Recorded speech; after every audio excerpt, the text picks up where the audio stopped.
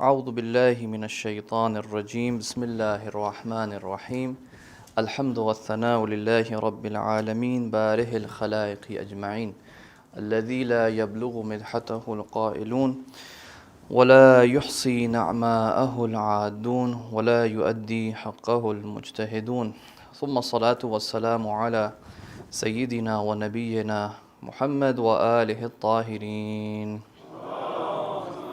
صل على محمد وآل محمد أما بعد فقد قال الله تعالى في كتابه المجيد وقوله الحق بسم الله الرحمن الرحيم ربنا وابعث فيهم رسولا منهم يتلو عليهم آياتك ويعلمهم الكتاب والحكمة ويزكيهم إنك أنت العزيز الحكيم صلوا على محمد وآل محمد.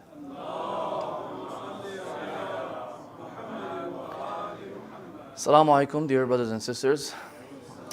So just to recap what we have been discussing, because there's a lot of new faces today, and I'm sure I'll see perhaps even more new faces tomorrow. If you have not listened to the first two topics, I apologize. The lecture series is connected to the previous two topics, speeches as well. So you may not understand fully what I'm speaking about. I'll try to recap what we have discussed in the last two sessions. What we're talking about in these 3-4 lectures is that there's a problem that we are apparently seeing, and that is with the mass education and dissemination of knowledge that we are observing around the world.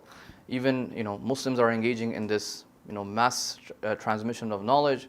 For example, the Sunni community, we see they have tons of institutes, academic institutes like Yaqeen and Bayyina and Zaytuna College and Usuli Institute, and all so many. There's tons. Al-Maghrib and so on. And likewise, the Shia communities, we have 2 months, 9 days, Muharram, Safar. Some communities have majalis every single day.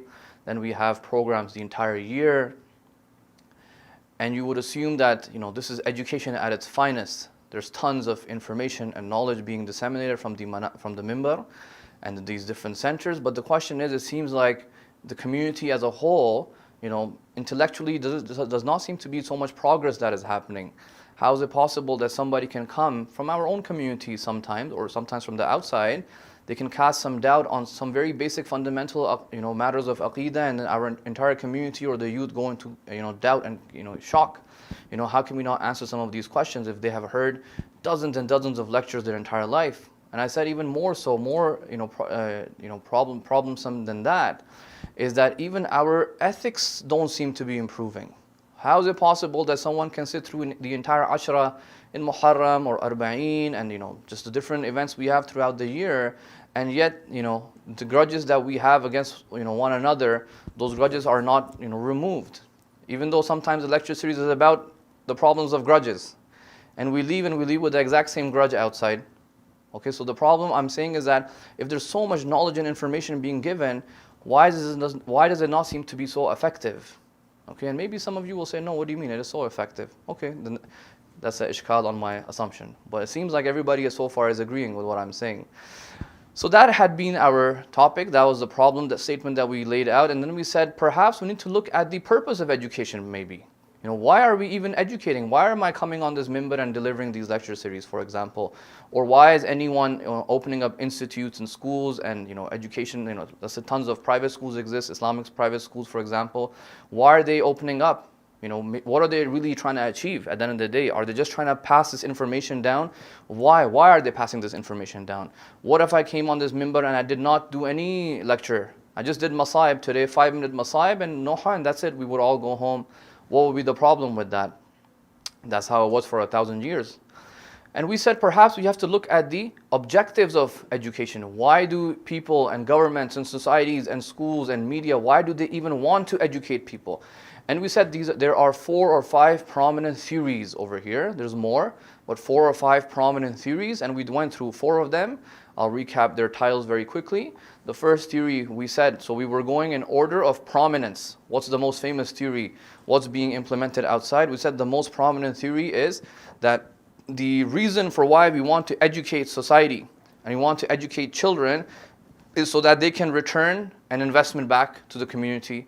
So what we have to do is teach them skills certain skill sets that will get them certain jobs, and these jobs will not only make them money, but they will reinvest back in society. And the jobs that and the skills that have become very important in today's day and age are things like engineering and computers and IT and medicine and accounting and lawyers. And we discussed why did these things become very prominent. We talked about the economic reasons, the political reasons, and so on.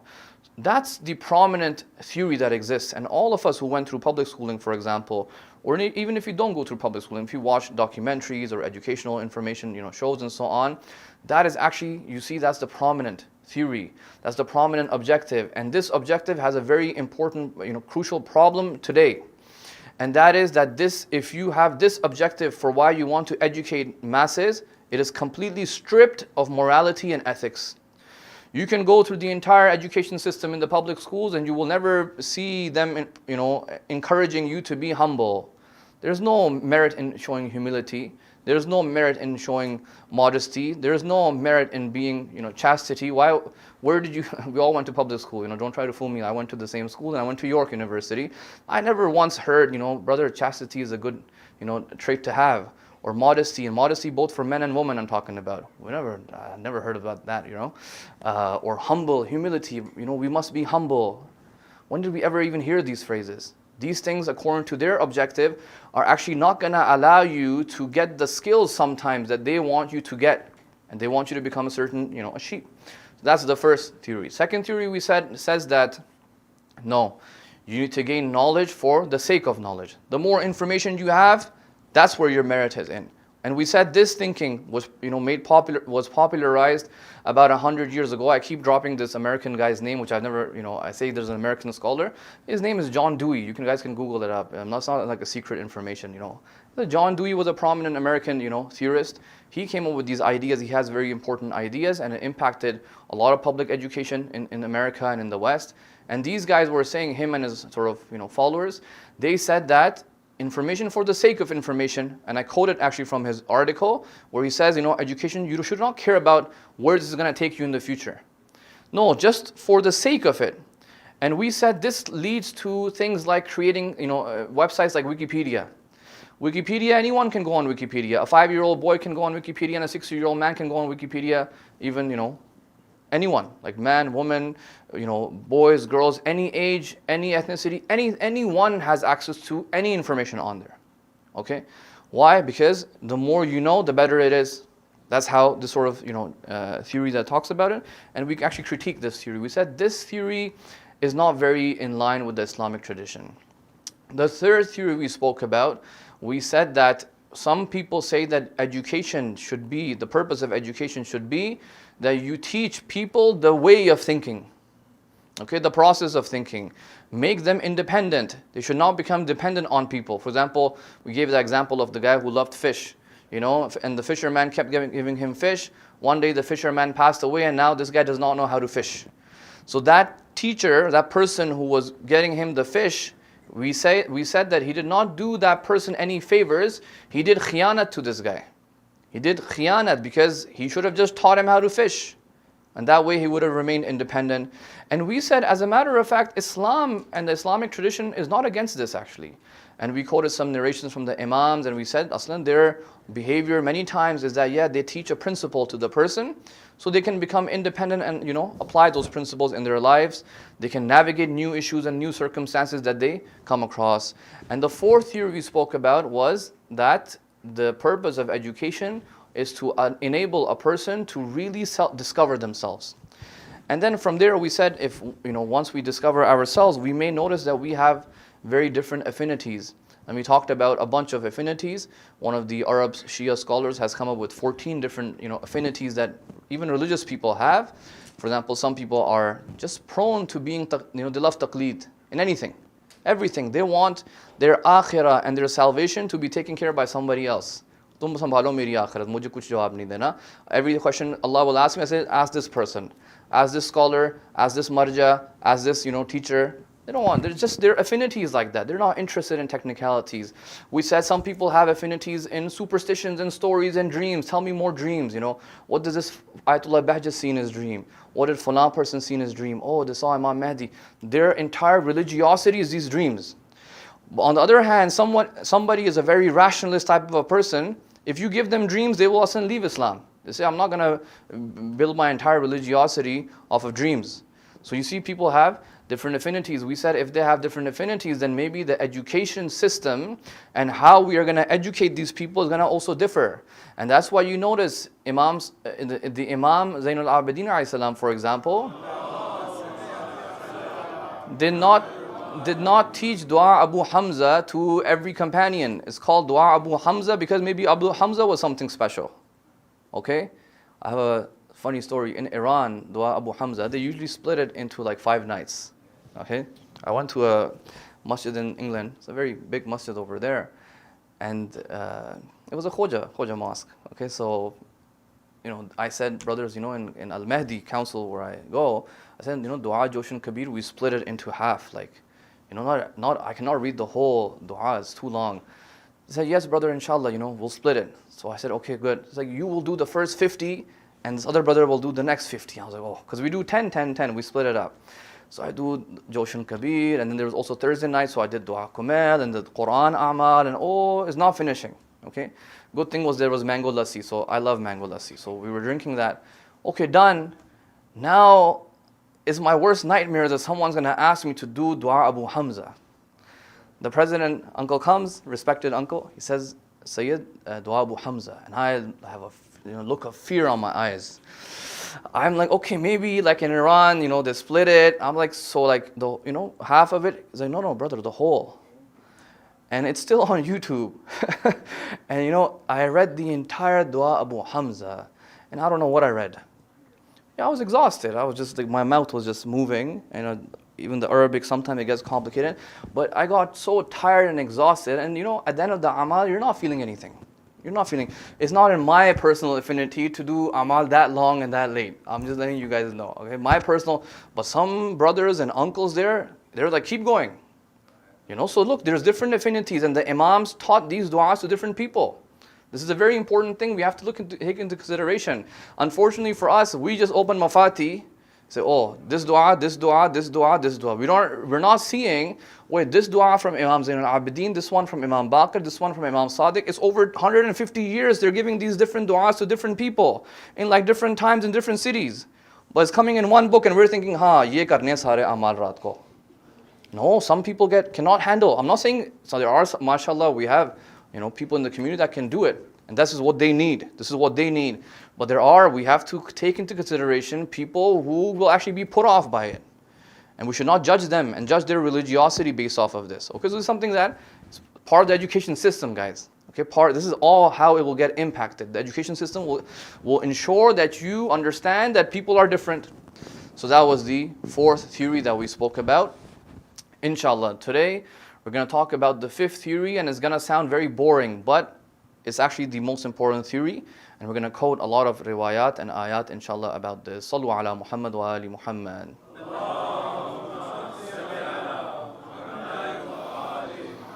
Remember, I did say that these theories, it's not the fact that if you accept the 5th theory, you cannot apply the 4th theory or the 3rd theory. No, we're not saying this. We're saying what should be the primary goal of education. It is possible that you take the 5th goal of education, which we're going to cover, but you can combine it with the 4th and the 3rd as well. We're not saying the 3rd is useless and the 2nd one is, 4th one is useless. No, we're just saying what's the primary goal. Maybe there is something that Islam wants you to focus on as a primary goal for the general masses and general community. And what that is that these ulama and these scholars, they say that the primary objective of education, which is ta'aleem plus tarbiyah, that was the equation that we gave, is actually to produce ethical and moral human beings. Akhlaq is actually the crux of this entire system of education. That should be the crux of it. And this is the one I'm mentioning right at the end, because if you notice, this is the one that is completely not observed in society. This is the theory that is not unobservable. You don't even hear about this. And it's completely contrary to the 1st theory, which stripped morality out of the education system. This one says, no, you must integrate it into the education system. In your science and physics and chemistry and bio and accounting and anything you study, if a teacher takes a student and a student comes to this teacher, How do we know that this teacher is successful? Okay, right now the assessments and report cards that you see, they will say, oh, this teacher allowed this student to get a 90%. They were very good at teaching them the skills. But according to this theory, they will say, no, after this 1 year course that this student did with the teacher, after this 1 term or 1 year or whatever, did this student become more honest or no? Did they become less arrogant or no? Did they become more loyal or no? Did they become more trustworthy or no? And all the rest of the ethical qualities. Did they become a better human being at the end of all this, or did they not become a better human being? Did that knowledge and the skill set that was being given to them, did it actually make them more arrogant? Because if it made them more arrogant, then actually, according to this, you did not even achieve the purpose of education. Because you completely missed the point. You completely missed the point. Now, before I make my next point, I want to make an assumption. Inshallah, we all agree with this assumption. This is like a muqaddama. You have to accept this to accept my next point. And that point is that we have to acknowledge that the Rusul and the Anbiya and the A'imma were the best educators that Allah subhanahu wa ta'ala sent us. Okay? Okay, so we agree with this. We agree that they were the best educators, meaning they did the ta'aleem and they also did tarbiyah. Okay, tarbiyah meaning they were able to get people to act on what they were teaching them. Okay, if that is the case, then we need to look at the wisdom of why they were sent. Okay, and look at this ayah of the Quran, Surah Baqarah. Prophet Ibrahim and Prophet Ismail alayhi salam, they are making this dua to Allah. They say, Rabbana wab'ath fihim, meaning in our progeny, in our family, fihim rasulan minhum yatlu alayhim ayatik. Send a rasul from our lineage, from the people, should be from the masses, from the people, who is going to do tilawah of your ayat. Okay, or other ayats say, yu'allimuhumul kitab, which is the prescriptions and the laws and the teachings. Wa yu'allimuhumul kitaba wal hikmah. And he will do ta'aleem, yu'allim, ta'aleem, they will do ta'aleem of the kitab and the hikmah. He will teach them the sharia, the rules, the religion, the aqaid, and he will teach them wisdom. Wa Yuzakkihim. And this is there in every single ayah which mentions this phrase. Yu'allimuhumul kitaba wal hikmah wa Yuzakkihim. You will never see ayah without this phrase. Yuzakkihim. What is this Yuzakki? Yuzakki is from tazkiyah. Tazkiyah is, purification of the soul and so on and so forth. It is essentially the ethical part. This is where the tarbiyah is going to happen. You have the yu'allimuhumul kitaba wal hikmah, the ta'aleem, wa yuzakkihim, which is your tarbiyah. He's going to allow people, he's going to do tarbiyah, so these people are nurtured. He's going to take them from a point of deficiency to some sort of kamal for this individual or the community at large. This is the dua that the prophets are making. Prophet Ibrahim and Prophet Ismail are making. Send the Rasul, and this should be their purpose. This should be the purpose of the Rasul. Second, very famous prophetic tradition. Innama bu'ithtu. A prophet is telling you the reason why am I even sent? Why was the bi'tha even happened? Why did it even happen? Why do we even commemorate Eid al-Mab'ath? We do a whole jashan for it. Innama bu'ithtu li'utammima makarim al-akhlaq. Everybody, inshallah, knows this. The prophet is telling you, why was I even sent in the first place? He could have said, I was sent to teach you tawheed.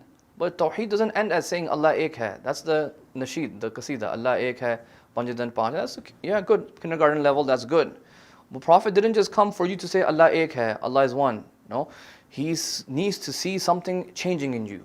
Okay, and he's saying that, look, as a matter of fact, the deeper point of all this, the crux of all this is actually bu'ithu li'utammima makarim al-akhlaq.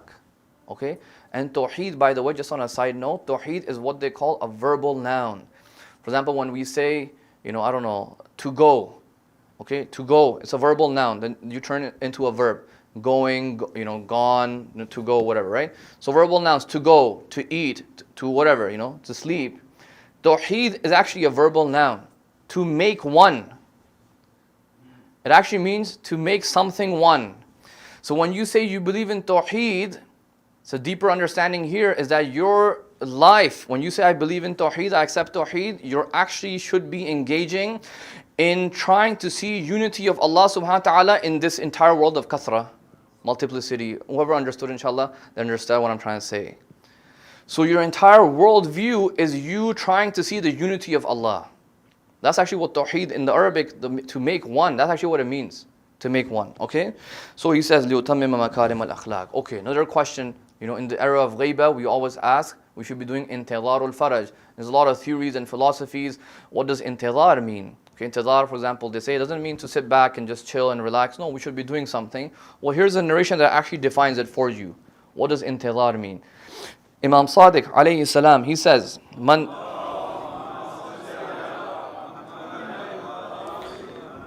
This is Imam Sadiq is basically saying, like, if you have accepted the teachings of Islam, if the education system of Islam has penetrated in you, then listen to this. مَنْ صَرَّهُ أَنْ يَكُونَ مِنْ أَصْحَابِ الْقَائِمِ. Somebody who is pleased or they want to see themselves in the companions of the 12th Imam, فَلْيَنْتَظِرْ. Then they have to do intidhar. What does that mean? وَلْيَعْمَلْ بِالْوَرَى وَمَحَاسِنِ الْأَخْلَاقِ وَهُوَ مُنْتَظِرْ. The one who will actually have the mahasinul akhlaq and the one who will act with piety, these people who have the akhlaq, they're actually the ones who are muntadhir. Meaning what? The ta'aleem and the tarbiyah of Islam has actually penetrated into them. If you don't have the mahasinul akhlaq, which was the purpose of the teachings, the entire message, that's the purpose. That's the objective. If you don't have that, then don't call yourself a muntazir, according to this definition from the riwayah. Okay, don't call yourself a muntazir. So these narrations and these riwayat and ayat, there's many obviously, they are basically trying to say that, look, the true worth of a Muslim, of a mu'min, of an individual, when they are being educated, is going to be seen in their morality, in their ethics. How good of a person is this at the end of the day? And we have many ayat as well. Allah sees, whose amal is ahsan, ahsanu amala. Okay, who is not says aktharu amala, who does more amal. It's not about more amal. And unfortunately, we are in an era where we care about numbers and quantity. If anyone is interested in a little bit of an even more complicated book, they can read René Guénon's book, Reign of Quantity, it's called, for those who are interested. We are living in a world of quantification. We want numbers. This is actually not good. It's a modern phenomenon. And you see these numbers are everywhere. We're always trying to break Guinness Book of World Record, 15 million, 14 million, 16 million. Someone will go on Wikipedia, they will actually fight 16.5 million, 15. This is actually not in accordance to the Islamic ethos. Religiosity cannot be quantified, guys. Cannot be quantified. Some people get waswas. When I went arba'in, some people get waswas. They think they missed a step. They're going to go back and do a step. Your deen and tadayyun is not this. Imam Hussein doesn't care if you took one step or two steps and going back like doing qadha of your steps. Where is this coming from? This is actually a purely modern phenomenon. It's a purely modern phenomenon. It is not from Islam. But this is a problem. We're affected by this so much. So this is the deal, okay? Now, the question obviously here is that, what on earth do you mean by, does a person become, when we say a person should become more moral and more ethical, what do we mean? Over here, I want to open up another discussion. I don't know how much time I will have today to finish all this, but inshallah, I'll try to, shed some light.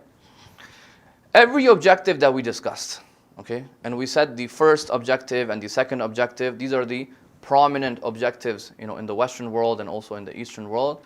These objectives are gonna actually manifest themselves outside in the world.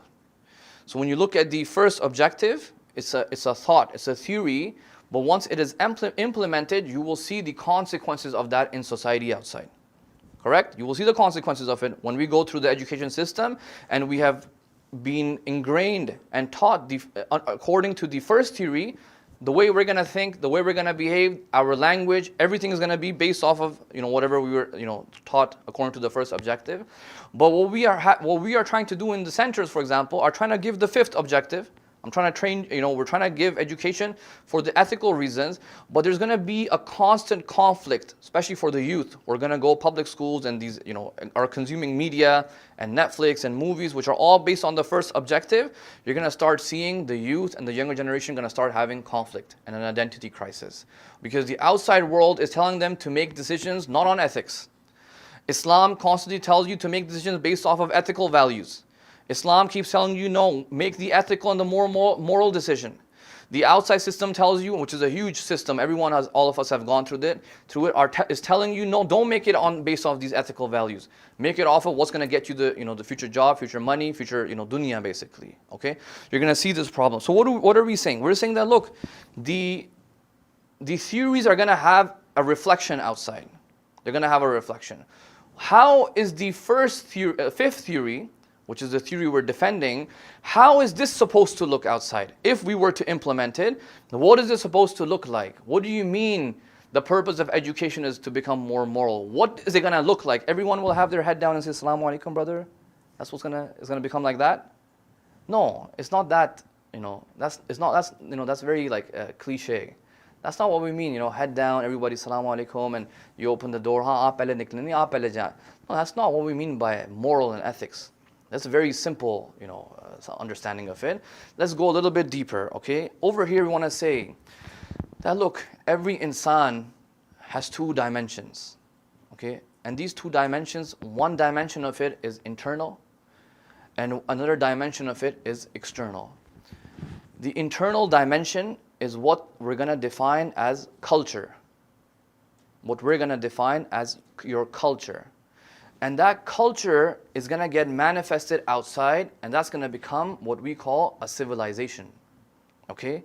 So for example, the first theory, which was about the skill sets and all of that, or even the second theory, that becomes a culture for the Western society. Okay? The way they have a certain belief system, they have certain emotional attachments to these beliefs, and they have a certain intention.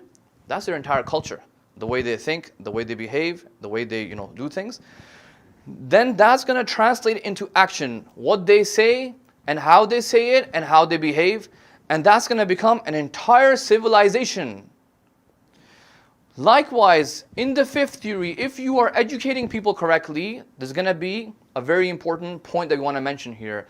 And that is that these 5 things that I've mentioned, your beliefs, your emotions, and your niyyah, which is the internal side, that's your culture, and the 2 external sides, what you say and what you do, there has to be harmony between these 5 things.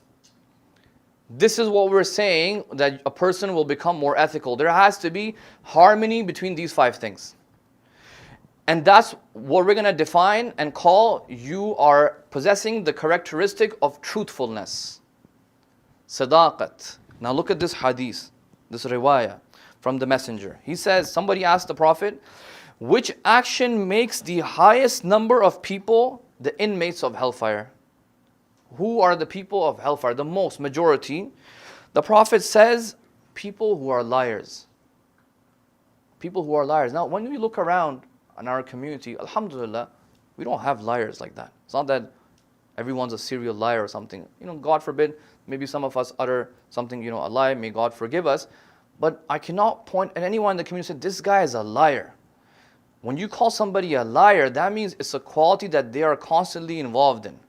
Right? So you call somebody an author when they constantly write. If a person writes one paper, they're not going to call him an author. Likewise, somebody's a liar who constantly lies.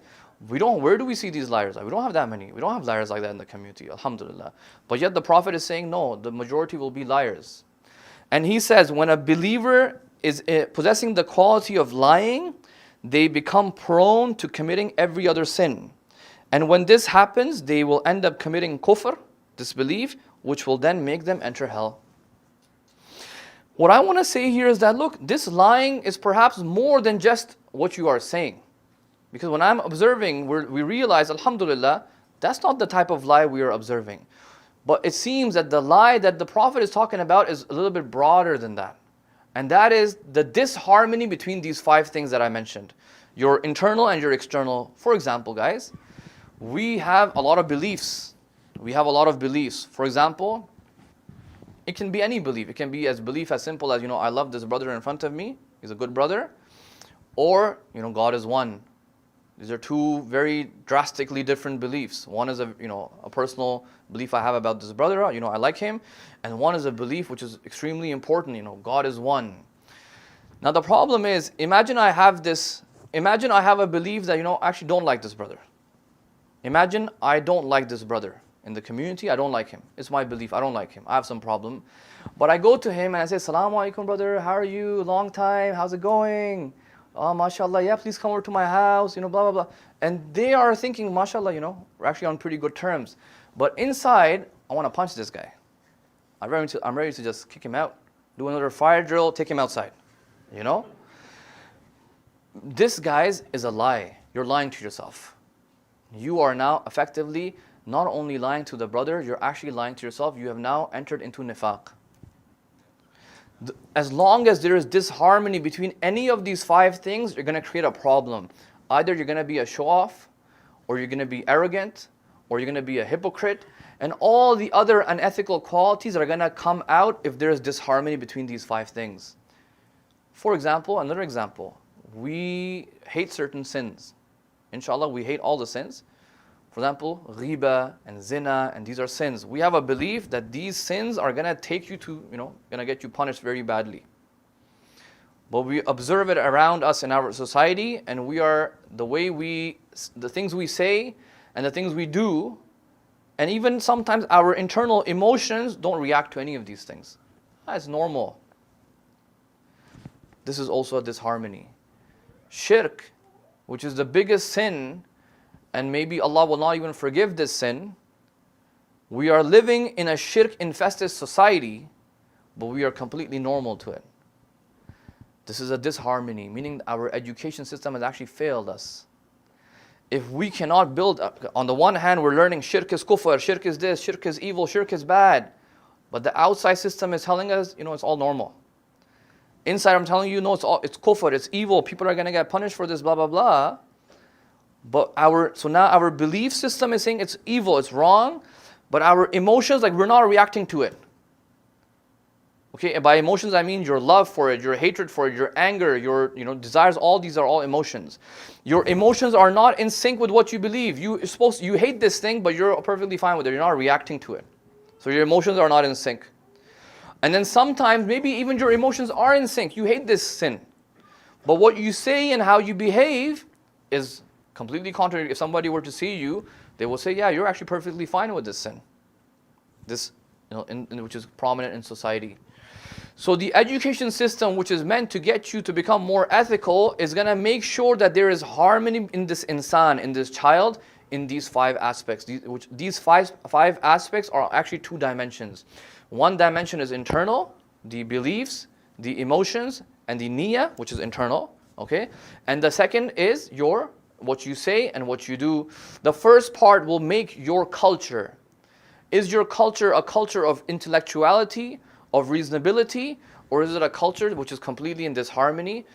And then second aspect of it is that when your culture is in place, you will have a physical manifestation of it on the external, and that will actually become your civilization. And if you look at our civilization today, which barely exists in the Muslim world, you will see a manifestation of this disharmony. If you look at our situation, what you are seeing is a manifestation of the internal disharmony that we have. I don't know if you all agree or not, but it seems to be the case. We are not being truthful, meaning the education system that we are going through is now making us more honest. And I don't mean, once again, honest, I don't mean कि आप सच नहीं बोलते. You're saying the truth, but there's disharmony and contradiction between these dimensions. My time is actually running up. I had 2 more ethical qualities to talk about. I will just touch upon them very briefly. And that is this truthfulness, when this harmony that you have, is also going to lead you to humility. Okay, humility. How you behave with other insan, with other humans. Okay, you're going to have a sense of humility. Meaning what? And I always give this example. Humility, obviously humility in front of Allah subhanahu wa ta'ala is much deeper. In front of other creation, sometimes there's actually some exceptions. For example, in front of a tyrant, you're not supposed to be humble. No, over there you're supposed to show your, even arrogance and pride and so on. But generally speaking, I'm saying, humility, the best way to understand it is that you see your own merits and achievements as somebody else's. Humility. And what do I mean by somebody else? You say everything that I have actually from Allah subhanahu wa ta'ala. That lack of feeling you have, if you're in a competition, for example, let's say Pakistan, India is playing, okay? Pakistan, alhamdulillah, recently we beat them. India. But let's say usually we lose. Unfortunately, Pakistan loses in the World Cup. That lack of excitement and feeling you have when India beats Pakistan, or if you're Indian here, then when Pakistan beats India, are you feeling any ounce of excitement? You don't feel absolutely nothing. You've lost. That lack of excitement, if you can inculcate that when you actually win something for yourself, and you begin to see yourself as an outsider, and say, these are not even my achievements, these are all Allah subhanahu wa ta'ala, He's the one, it's all His. He's the Malik of all of this, they're not mine. This is a definition of humility that you can actually apply in your life. The education system, which is based on the fifth objective, is going to inculcate this quality of humility. Okay? And the third quality is actually a quality of ihsan. In the Quran also this mentions, وَبِالْوَالِدَيْنَ إِحْسَانًا, do ihsan. Ihsan means excessive goodness. And with other humans, that would mean that you see other people as if it was you. Okay? You see other people as if it was you. When somebody is sick, when somebody is in trouble, how would you react if it was happening to you? You would make sure you go to the emergency, you would go out of your way to solve your problem. When a believer in your community, for example, is suffering or is going through trouble, the quality of ihsan is going to lead you to treat them, because you're going to think, this is just me. This is me. I'm the one who's suffering. And right now, sometimes in some relationship that we have in our communities, we don't behave that way. Somebody is suffering, okay, he can come. Our communities, unfortunately, people can come and go, even we won't even know. There used to be a guy that used to come to the community for 5 years. Where did he go? Nobody knows, nobody cares. In the prophetic community, impossible that this would have happened. It is impossible in the community of the Prophet and the Imams that there was somebody who would be coming for 2 years, 3 years, 5 years, 6 years, 10 years, and then all of a sudden they disappeared, nobody knows, and nobody cares to even ask. That means your community has some serious ethical issues. There's some serious ethical issues in that community. And unfortunately we have, because the system, the way it's built is like this. It's just, come in, go out. If you go, you leave, maybe 2 people, your friends will know. But in the community, there's no sense of congregation. There's no genuine sense of congregation and coming together, because guys, our education system is being, swayed and polluted and mixed. It's becoming a kachumar, basically. That's the best way I can put it. It's becoming ground minced meat. We're mixing the first objective, the second objective. We're trying to put in the fifth objective, and the way we're doing it is, conditioned by the outside world, the language we're using. We have to really go back to the drawing table. We have to figure out what's going on, because the situation in the West, especially, guys, I'm telling you, alhamdulillah, we have other Hawza students in the audience as well, and also online. We can all tell you the situation is getting worse and worse and worse. And if we don't go back very quickly to the drawing table and figure out what the plan is for the future, for our youth, we're going to be in a lot of trouble. Okay, a lot of trouble. So these are some of the things I wanted to mention. I have a lot more. This was a much longer lecture, but I don't want to take too much time. I was going to discuss, after, let's say we do educate people, why do some people still not change? Over there's theories over there, but we say in the Quran, we can find a couple of things. You have the dunya that can affect you. You have shaitan, obviously, that can affect you, not allow you to, act ethically. You have the nafsul amara in the Quran, it says, and you also have your hawa. These 4 things, unfortunately, I didn't have time to discuss them. Tomorrow, I will try to discuss something different, which is, now that, let's say, we have admitted and acknowledged that the 5th theory is important, the purpose of education is to improve your akhlaq. What are we supposed to do? What are we supposed to do? What am I supposed to change? Am I supposed to now change the way I think the way I'm saying something, or something? What am I supposed to do at the end of the day? There are different answers and different solutions and different opinions and suggestions. I'm gonna try and share an idea which as I said, is gonna be something different and new. It's linked to the Quran, but I just want to throw that opinion out. Inshallah, tomorrow, as I said, is linked with the Quran, and it's something that I got inspired from Sayyid Mutahri over there. Inshallah, I will bring that topic out tomorrow. Sallu ala Muhammad wa ali Muhammad. Sallallahu alayka ya Aba Abdullah.